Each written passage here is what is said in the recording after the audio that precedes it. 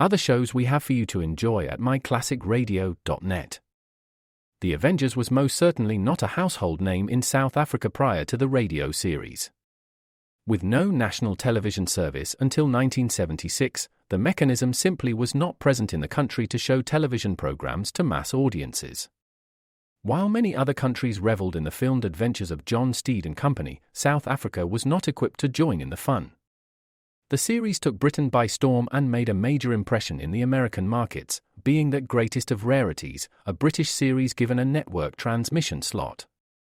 However, as a filmed series, rather than a videotaped one, The Avengers was able to gain a modicum of exposure in South Africa through film rentals. Come and listen at myclassicradio.net.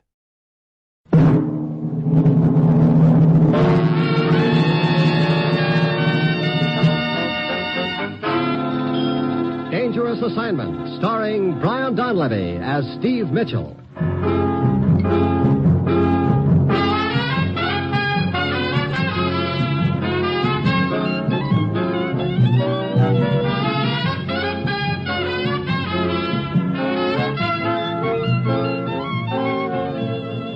Yeah, danger is my assignment.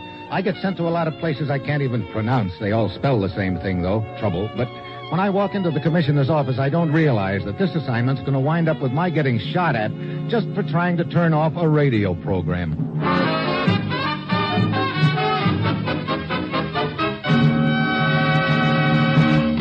Morning, Commissioner. Ruth said you had an assignment for me. I do, Steve. Ever thought of getting into radio? Oh, me? I should say not. Why, you holding auditions or something? I want you to get into the business just long enough to get somebody else out of it. Oh. I'm not sure. Now, look. You look, Steve, at this map of the Balkan area.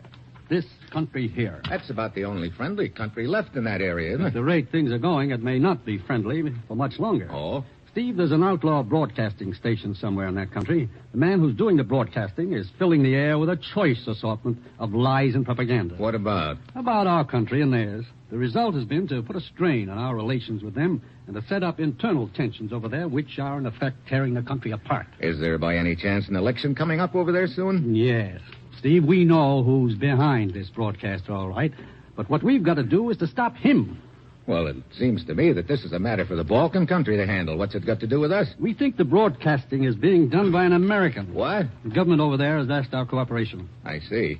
Obviously, they haven't been able to locate this broadcasting station, huh? No, it's undoubtedly another one. Look, I wonder if maybe an old trick isn't being used. What do you mean? Well, making it sound like the broadcast is coming from a certain country when actually it's across the border in another country. No, they've assured me that the broadcast is actually originating from inside the country, Steve. The items which the broadcaster comments on sometimes are so recent that he'd have to be inside the country to know about them. I see. Well, whom do I work with over there? A man named Prebo, one of their intelligence agents. He's waiting for you in their capital right now. Now, Steve, get over there. Work with Prebo. Locate this outlaw broadcaster and put him out of business once and for all. Well, that's it. You've got your assignment. Good luck.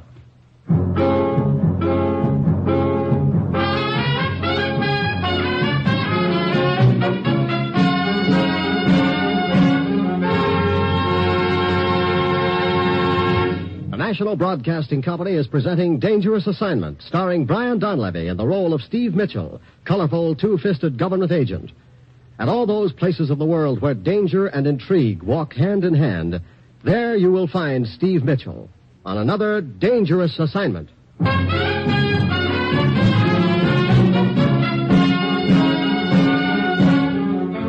Sure, I've got my assignment. Just a little matter of dropping into a Balkan country and finding an outlaw broadcaster nobody's been able to locate so far, and then putting him out of business.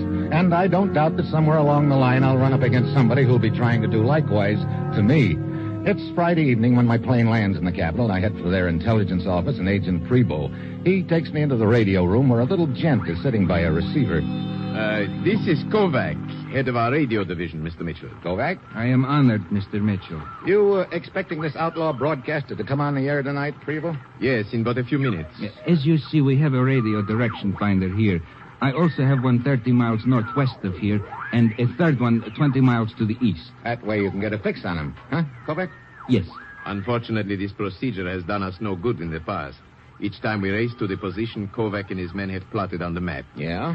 No. What do you mean? Nobody is there when we arrive. He must have his transmitter mounted in a car or a truck. Any idea who the guy is? Well, our language experts tell us he is a Native American, probably from your Middle West. At the list I gave you, Preba, the one listing American expatriates. Oh, yes. Here it is, Mitchell. I've studied it over and found 3 names which also appear on a list of tourist visas which have been granted during the past 6 months. So, we know those 3 men have been in this country recently. Okay, who are they? The first one is a William Teal. Teal. Let's see what I've got on his background. There we are. William Teal, ex-newspaper political writer with a criminal record in the States, wanted for extortion, illegal possession of firearms, violation of the Narcotics Act. You know, it sounds like a real sweet kid. Who's next on your list? A Carl Fenton. Fenton. Yeah, former professor. Great cause joiner, the save the world type, I guess. Who's the third? Arnold Quist. I don't even have to look him up. He's been in our hair for years. How do you mean? Professional agitator. Makes his living that way, I guess. Always trying to get himself arrested so he can be a big fat martyr. I see. So our boy could be one of those 3. Teal, Fenton, Quist. Good evening, my long-suffering and much-oppressed friends. There he is, Prebo. This is the voice of truth. I'll bet. Well, let's take a look at the day's news. See, Kovac is receiving reports from the other direction finders over his earphones. He's plotting their lines on the map. I should say the disunited nations are blundering along under the control of old Uncle Moneybags, who... There. You get his position already, Kovac? Yes. As you see, I have added my own line to the map and plotted the fix. Here you are. Okay, let's go, Prebo.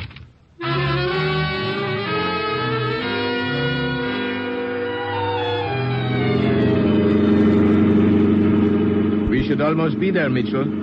According to the map, the broadcast came from this field we are approaching. I see lights on the other side of the field, Prebo. Yes, our other units are approaching along the other road.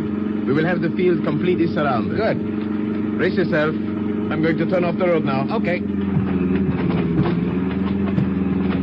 Here, I'll sweep the field with the spotlight and... Hey, stop the car, Prebo. Empty. The whole field is empty. Well, I'll be... no cover for anyone to hide in, either. This is what happens to us every time, Mitchell. This guy must be part gopher. Okay, might as well get back to headquarters.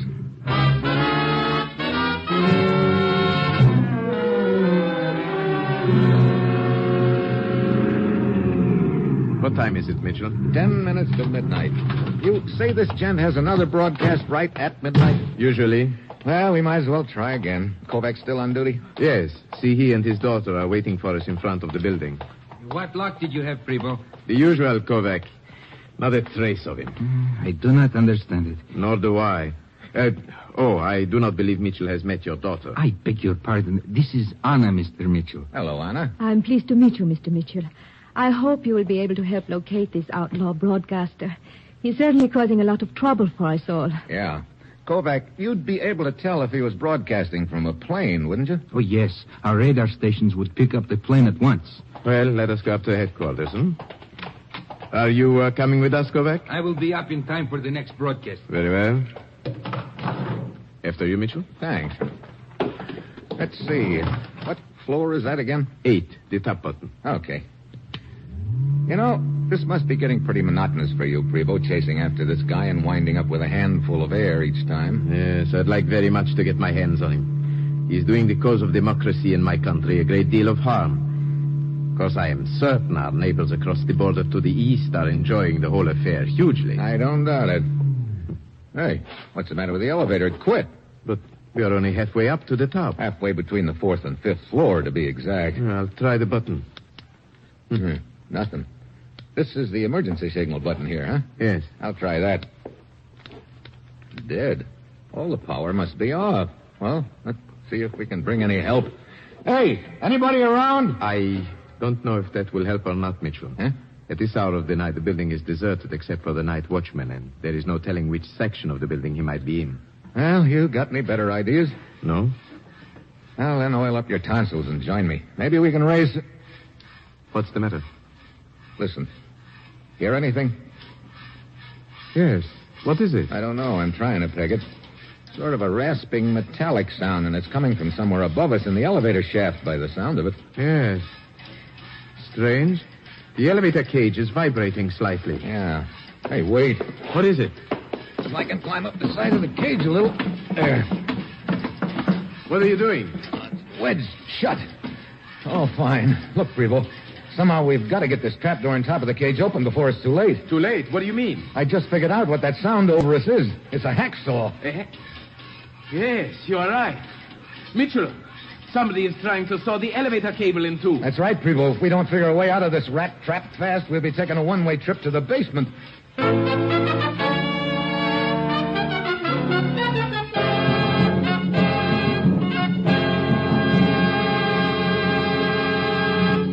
Three chimes mean good times on NBC.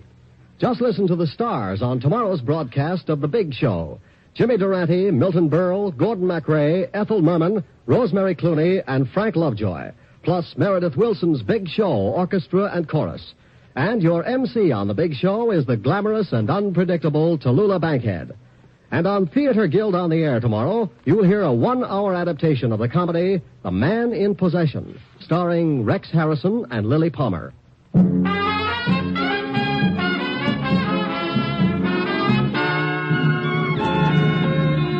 now back to Dangerous Assignment, starring Brian Donlevy as Steve Mitchell.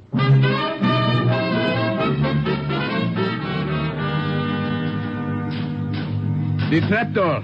Is it moving any? No, still stuck tight. I'll have to think of something else. Well, perhaps if we were... Just a minute, I think I got it. Mitchell, what are you doing? It looks as if you're trying to hang from the side of the cage by your hands, upside down. That's just what I am doing. If I can hold on, maybe I can do some good with my feet. Here, I'll help support your shoulders. Okay. Now. Not yet. It's coming. There. Mitchell, you forced it open. Yeah, here, let me down. Mitchell, I can see a figure up there sawing at the cable. Hey, wait. Now he's looking down at us. Got your gun? Yes, right here. Did you get him? I don't know. He dove out of sight. Hey, the cage sagged a little just then. Come on. I'll pull you up after me. Okay. Give me a hand. Very well. Up you come. Look, we can climb onto the fifth floor landing from here on top of the cage. Wait, I'll slide the doors open. There. Mitchell, the cable, it's starting to give way. Dive for the landing. There goes the cage.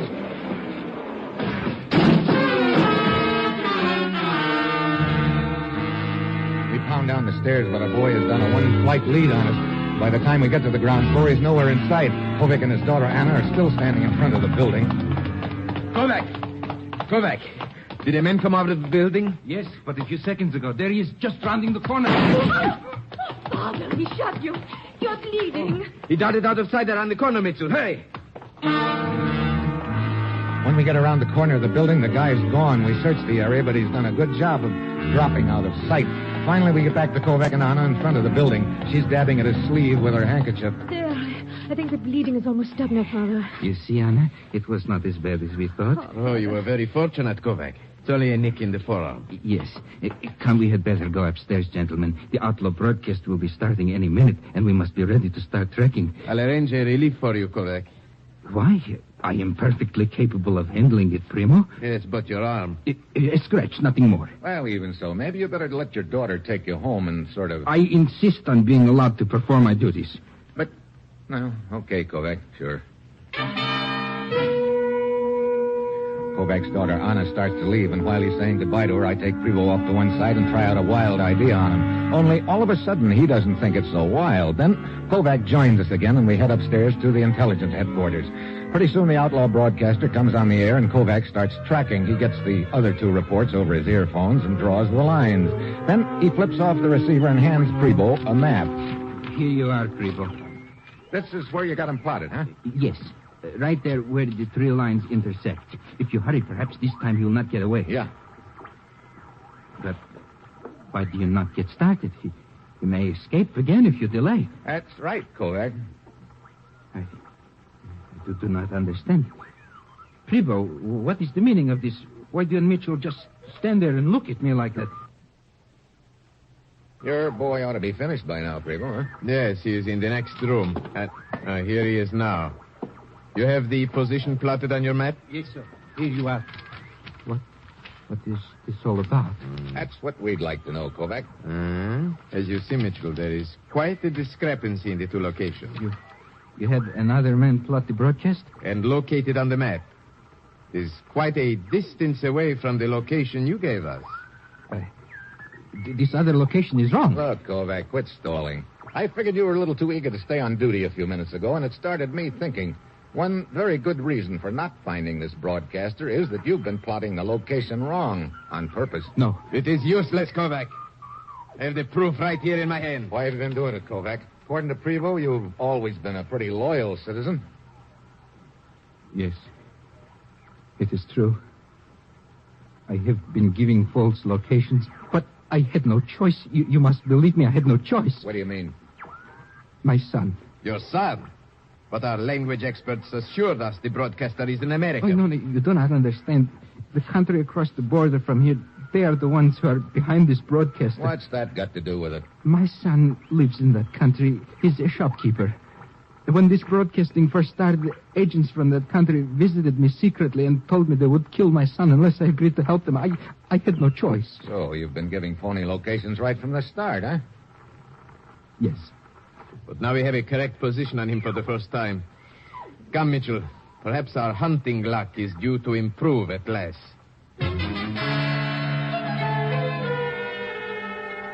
Prevost and I head for the location this other man had plotted for us. It's a sort of a square or plaza near the edge of the city. We get there, stop the car, get out and take a good look around. Well, that van is nowhere in sight. It sure isn't. Mitchell, I do not understand it. This time we are certain we had the right location. He must have gotten some kind of a warning. But how? I don't know unless... Hey, wait. There's your answer, Prevost. Look in that little shop with her back to us. Come on. Why, that is Kovac's daughter, Anna. Yeah. Mitchell, she sees us now. Just hold it where you are, Anna. Why, it is Mr. Mitchell and Prevost. Yeah, big surprise meeting us here, isn't it? But of course, I Save it, Anna. You tipped off the broadcaster that we were on our way here, didn't you? don't know what you're talking about. Your father has already confessed to his part in this, Anna. He confessed? Why did you warn the broadcaster? When Father was wounded, he was afraid he would not be able to do the plotting on the map. So he told me to come here to the square and warn the man who does the broadcasting. I was afraid of what they would do to my brother if this man was caught. Well, you've really been a big help to us, Anna. By now, the gent we're after has probably slipped across the border. If he continues his broadcasting from that country, we will be powerless to stop him. I'm sorry, Mr. Mitchell. Oh, that fixes everything. If there is anything I can do to make amends... You got a look at this guy, didn't you? Yes, of course. Here, I've got 3 pictures. Here, take a look. See if you recognize any of them. All right. No. Oh, yes. Yes, this is the man. William Teal. He's the one with the criminal record. Yeah, but that doesn't help if we can't lay our hands on him. Perhaps you can. Huh? I can arrange for you to slip across the border. Across the border? Yes. And then you would be on your own. Surely they would not know where you got your information. That way my brother would not be in danger. And perhaps that would make up for what Father and I felt we had to do. Okay, that's a deal. Mitchell, I strongly advise you think this over. I just did. I will make all the arrangements, Mr. Mitchell. In 1 hour, the person who is to take you across the border will pick you up at this corner in an automobile. Okay, Anna, I'll be here. Mr. Mitchell, we know that Anna has not been trustworthy in the past. How do you know you can trust her now? I don't. But I'll find out in about an hour.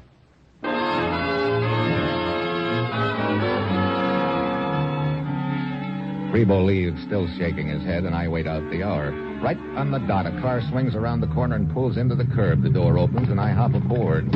Okay, let's... Hey, Anna. Yes, Steve. You mean you're the one who's going to take me across the border? Yes. We will drive to a deserted stretch of the border, hide the car, cross on foot, and then make our way to the city where my brother's shop is. Why didn't you tell us an hour ago that you were going to be my guide? I knew Prevost did not trust me. I see. Steve, you trust me, don't you?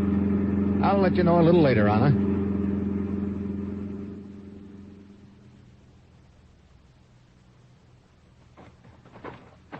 We are almost at the border, Steve. You said this was a deserted stretch. You weren't kidding, Anna. See, here is the barbed wire fence.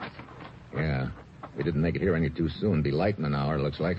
Okay, I'll hold the strands apart while you... What is it? Quiet. Listen. Somebody coming. Wait. It's their border patrol. Quick. Over in these bushes. There. This ought to screen us. Looks like this stretch of the border wasn't so deserted after all. I don't understand it, Steve. There are usually no patrols at all here. Quiet. Here they come. Hey, watch it.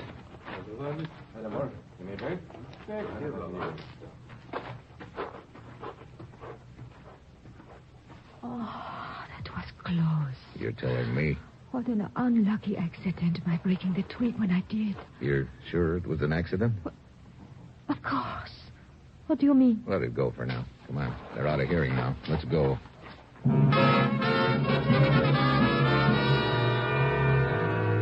We crawl through the fence and take the back roads to the city. It's a few minutes past noon when we get to the shop of Anna's brother, a gent named Boris.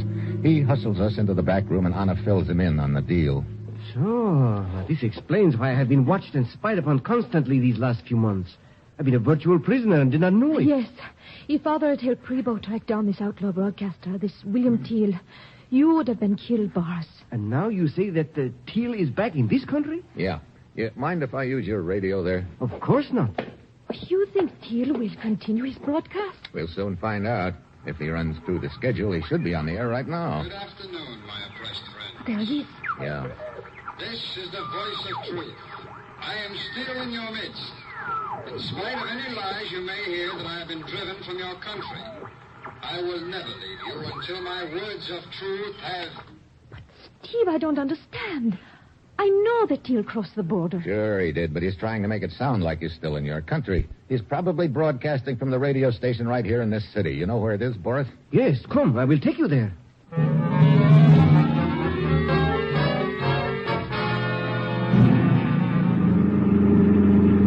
There is the radio station just ahead. But, Steve, look, in the alley, that moving van parked there. Yeah, that the truck Teal was broadcasting from across the border? Yes. And he must be here, all right. Okay, pull up in front of the building. In front? Yeah, right here. Very well, but you surely are not going to walk in the front door. That's exactly what I'm going to do. Steve, have you gone crazy? There are guards at the front entrance. How are you going to get in? With this? Some folded sheets of paper? I don't understand. Look, if you saw somebody walk into a radio station with these in his hand, what would you think they'd look like? Why, a radio script, I suppose. That's right. You are going to pretend you are working here? I'm going to make like I own the joint. You two pull around into the alley. Boris, see if you can get that truck started. I'll meet you out there in about 5 minutes, I hope.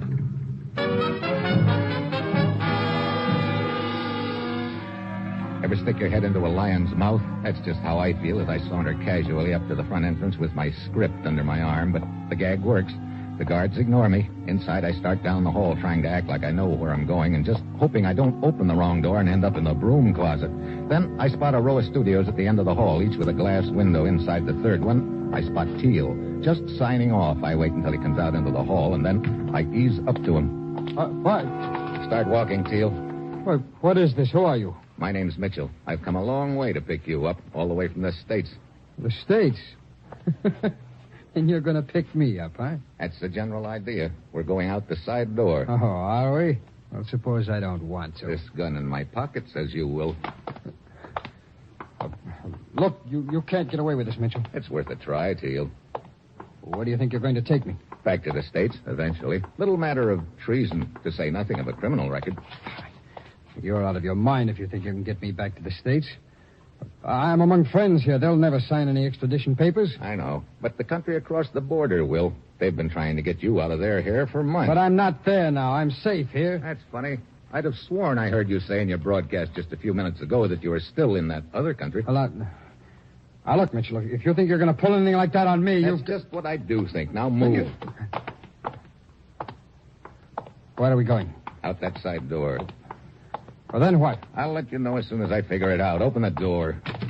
Steve, over here. Okay. Good.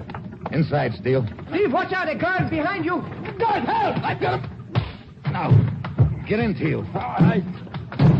Okay, you drive, Teal. Boris, You and Anna stay in the back, out of sight. But why do we take this moving van, Steve? We will be conspicuous. If we can get to the border before they figure out where we're heading, we've got a chance. Okay, Teal, step on it.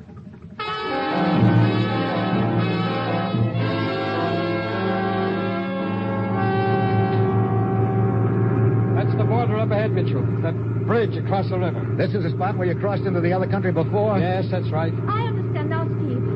You're going to pretend that you and Teal are crossing the border to do some more broadcasting. That's right. You and Boris stay out of sight back there.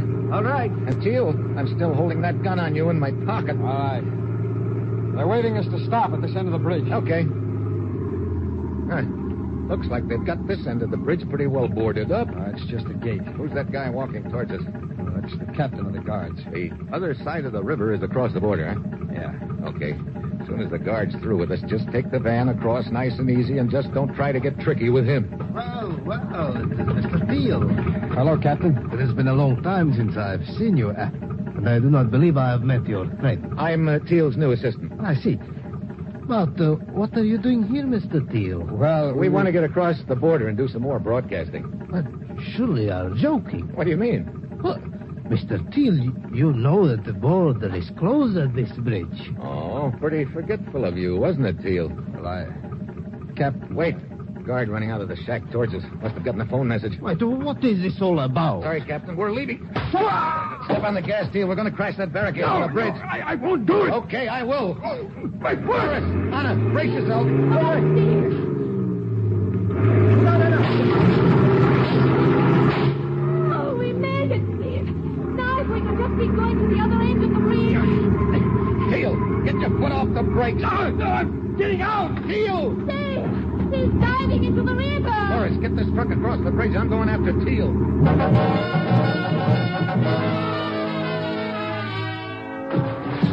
I hit the water 8 feet from Teal, who's trying to swim back to his pals. I grab him. Try to maneuver him to the other side. The bullets start popping in the water all around us. I dive under, grab his legs, and pull him down with me. I wait until he's hard up for breath, and then I release him suddenly. We both surface fast, and just as he's gasping for air, I let him have it. He conks out, and I drag him under the bridge with me out of range of the border guards. I work him across to the other bank where Boris and Anna are waiting for me. Oh, Steve, are you all right? Yeah, Here, I will help you with Teal. just set him down on the bank while I get my wind, will you? Oh, brother. I'd sure hate to do that every day. Well, we are all safe now, Steve. All except Teal. He will not be doing any more broadcasting, huh? That's right. You might say there's no future for him in radio. Matter of fact, there's no future for him, period.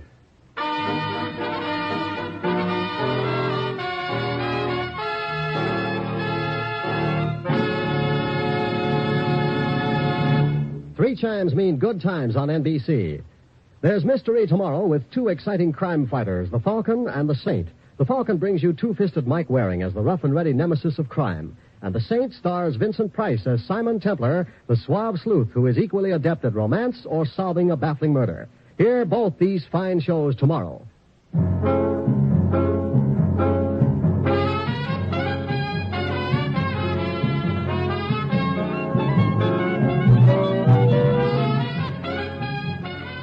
Dangerous Assignment, starring Brian Donlevy as Steve Mitchell with Herb Butterfield as the commissioner, is written by Bob Reif and Adrian Jandot, with music by Robert Armbruster, and is produced and directed by Bill Karn. Others in the cast were Paul Frees, Shep Menken, Stacey Harris, Gene Bates, Tim Graham, and Don Diamond. Now, a special announcement. Dangerous Assignment moves to Friday. So join us again this coming Friday at this same time when Brian Donlevy, starring in the role of Steve Mitchell, will embark on another dangerous assignment.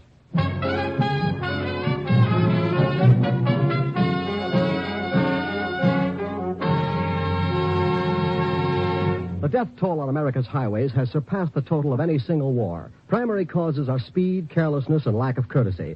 A good rule to follow is that of America's friendly truck drivers. Consideration and courtesy to all motorists. Remember, the life you save may be your own.